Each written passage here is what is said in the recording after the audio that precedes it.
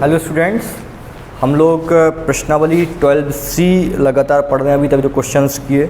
अब इसके बाद हम आज जो क्वेश्चंस करेंगे उनको करके हम इस पूरे टॉपिक को फिनिश कर देंगे। अगले टॉपिक पे हम लोग आ जाएंगे।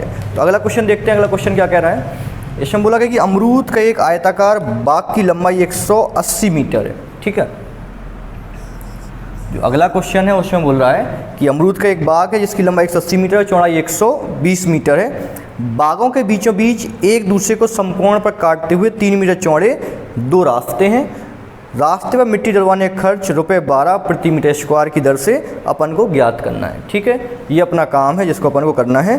तो अपन जैसा जैसा क्वेश्चन बोल रहा है वैसे वैसे हम कर लेते हैं। तो एक आयताकार बाग बना लेते हैं। ठीक है,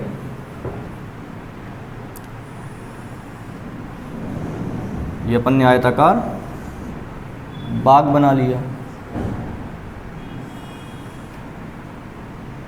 इसकी लंबाई अपनी 180 मीटर हो गई है। इसकी लंबाई अपनी 180 मीटर है। ठीक है, और चौड़ाई 120 मीटर है। चौड़ाई अपन ने 120 मीटर रख दी। चौड़ाई इसकी अपन ने 120 मीटर रख दी।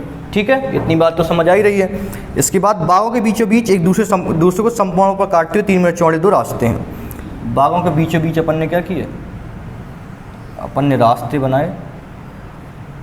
वो भी ये रास्ते हो गए लगभग बीच में है। ठीक है, एक दूसरे को समकोण पर काट देंगे, बीचों बीच काटेंगे। इस तरीके से ये बन गया। ठीक, क्लियर। और इनकी चौड़ाई कितनी है, 3 मीटर चौड़े दो रास्ते हैं। इनकी चौड़ाई यानी कि ये वाली भी क्या है, 3 मीटर। एक रास्ता जैसे ये हो गया, एक रास्ता ये हो गया, तो इसकी भी क्या है, 3 मीटर चौड़ाई है।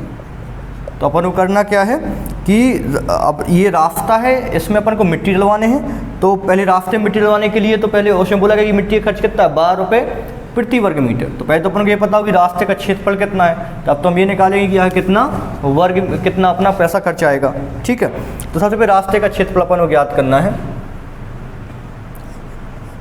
तो रास्ते का क्षेत्रफल कैसे ज्ञात करेंगे, आयताकार रास्ता है, उसकी लंबाई चौड़ाई अपन को ज्ञात करना है।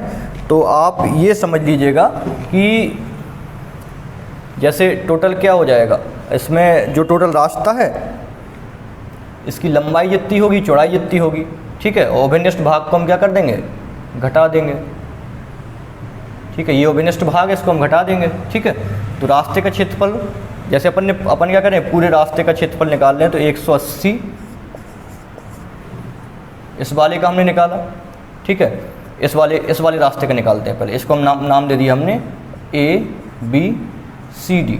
ठीक है, तो ABCD रास्ते का क्षेत्रफल हमने लिख दिया। ABCD रास्ते का क्षेत्रफल, तो इसकी हम देखेंगे लंबाई कितनी है, 180, चौड़ाई 3 मीटर। तो लंबाई गुणा चौड़ाई, लंबाई अपनी 180 है, ये 180 है, 180। चौड़ाई कितनी है, 3, तो ये 3 हो गई, यानी कि 540 वर्ग मीटर। दूसरा रास्ता अपना क्या है, इसको अपन ने EFGH, ये वाला रास्ता मान ली EFGH। तो यहाँ पे लिख देते हैं EFGH रास्ते का क्षेत्रफल। ये भी क्या होगा, लंबाई गुणा चौड़ाई। इसकी अपन को ये वाला रास्ता है, इसकी लंबाई 120, चौड़ाई 3, 120 गुणा 3 यानी कि 340 वर्ग मीटर। दोनों को जोड़ देंगे तो रास्ते का क्षेत्रफल निकल आएगा। लेकिन साथ में अपन को क्या करना पड़ेगा, ये ओभेनिष्ठ भाग है, जो इस ओभेनिष्ठ भाग को हमने मान लिया MNOP, ओभेनिष्ठ भाग यानी कि जो दोनों में मिल रहा है। ठीक है, ओभेनिष्ठ भाग का क्षेत्रफल, ओभेनिष्ठ भाग MNOP का क्षेत्रफल बराबर क्या होगा, लंबाई गुणा चौड़ाई। तो लंबाई इसकी कितनी है, ये पूरा 3/3 ही है।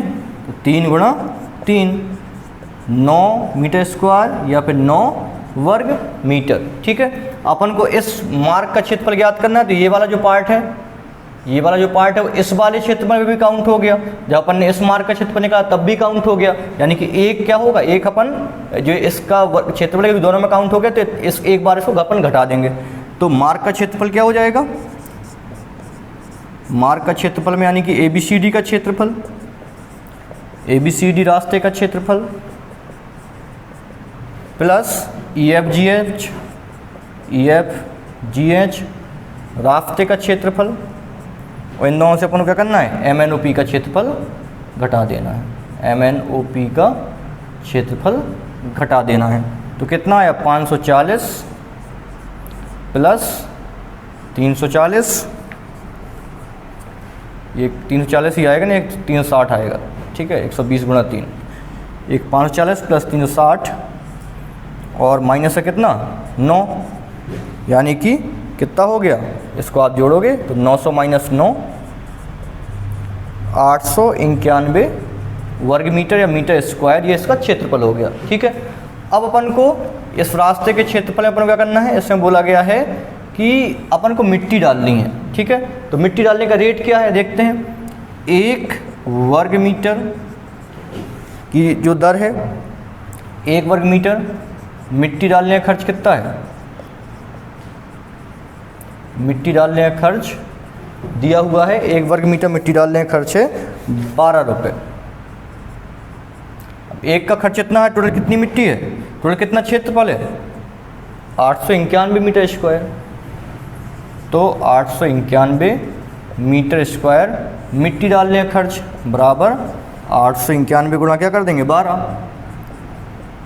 891 गुणा 12 कर देंगे, इसको हम करेंगे तो क्या कितना हो जाएगा 10,692 रुपये। ठीक है, इस तरीके से क्वेश्चन अपना हो गया, इतना इसका खर्च आएगा। ठीक है, अब अगला क्वेश्चन देखिए, क्वेश्चन नंबर जो 7 है। 7 में बोला गया किसी स्कूल के छात्रों ने सफाई अभियान के लिए एक रैली निकाली। ठीक है, निकाल दी भाई रैली। रैली कुछ समय बाद स्कूल से कुछ दूरी पर बने आयताकार पार्क में पहुंची। रैली कहाँ पहुंच गई, आयताकार पार्क में पहुंच जाती है, जिसकी लंबाई 40 मीटर तथा चौड़ाई कितनी है, जो आयताकार पार्क है उसकी लंबाई 40 मीटर तथा चौड़ाई 25 मीटर है। छात्र 3 समूहों में बट गए हैं। ठीक है, 3 समूह में बट गए और एक चित्र दिया हुआ है। चित्र के अनुसार पार्क में 5 पेड़ चौड़े 2 परस्पर लंबवत रास्तों के क्रमशः A, B, E, F तथा G, C, D, H भागों को, ये जो भाग हैं भागों को प्रथम समूह ने, P, E, H, S तथा F, Q, R, S भाग को द्वितीय समूह ने तथा E, F, G, H भाग को तृतीय समूह ने साफ किया है। ठीक है, तो प्रत्येक समूह द्वारा हमें ये ज्ञात करना है कि समूह ने कितना क्षेत्रफल ज्ञात किया। 3 रैली निकाली, 3 अलग अलग ग्रुप बने, उन्होंने एक एक पर्टिकुलर भाग को साफ किया। जिस भाग को साफ किया, 1 या 2 जितने भाग को साफ किया, किस ग्रुप ने कितने भाग को साफ किया, ये अपन को आंसर में यही अपन को ज्ञात करना है। ठीक है, तो अपन सबसे पहले तो क्या करते हैं, जिसमें सफाई अभियान के बाद लोग जिस आयताकार पार्क में पहुंचते हैं उस आयताकार पार्क को अपन बना लेते हैं।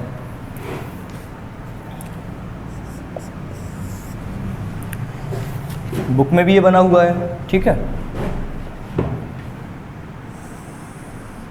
ये अपना ये आयताकार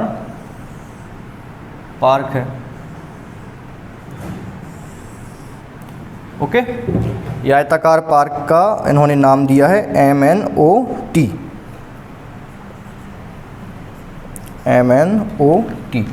ठीक है, इसके इन्होंने जो लंबाई, ये वाला जो है इसको चौड़ाई लंबाई जो भी आपको बोलना 40 मीटर दिया है, और जो OT यानी कि OT या फिर MN इनकी लंबाई 25 मीटर दी है, ये 25 मीटर है।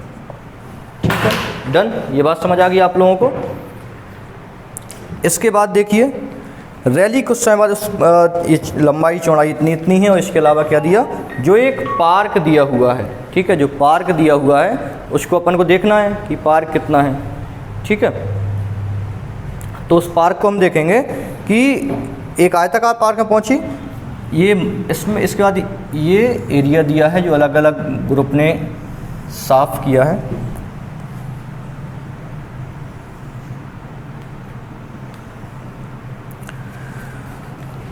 इसकी चौड़ाई 5 मीटर, इस वाले की चौड़ाई भी 5 metre.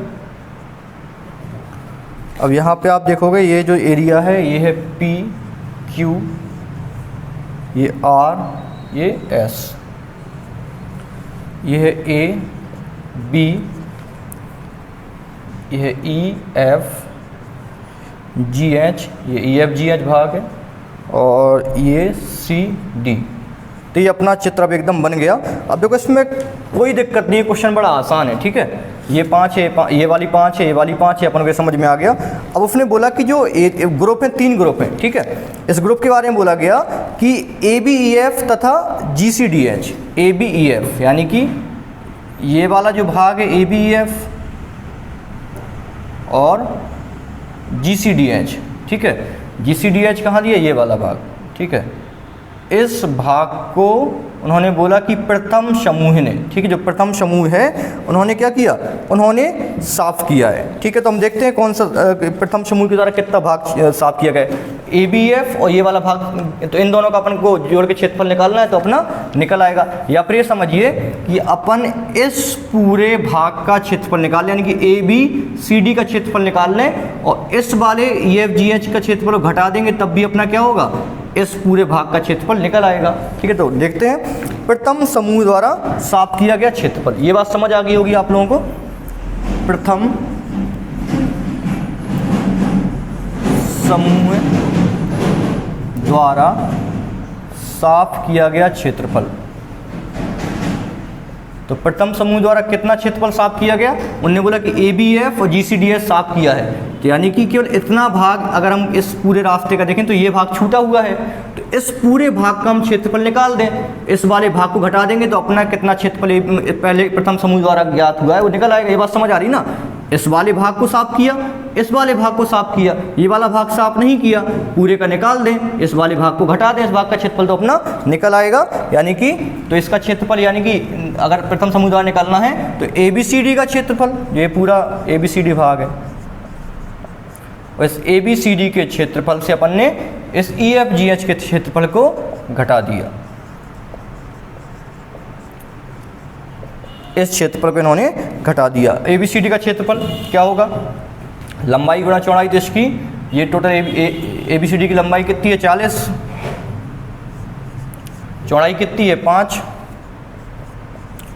E F G H का क्षेत्रफल कितना होगा, ये 5/5 का ही है पूरा, 5 गुणा 5 तो 200 माइनस 25 कितना आ गया, 175 मीटर स्क्वायर या वर्ग मीटर। तो प्रथम समूह द्वारा ये क्षेत्रफल साफ किया गया। अब दूसरे समूह ने क्या साफ किया था, दूसरे समूह ने पी ई एच एस यानी कि ये वाला जो भाग है, ये पी ई एच एस को साफ किया था, और किसको साफ किया था, E F G H, sorry F Q R G, और इस वाले भाग को साफ किया था।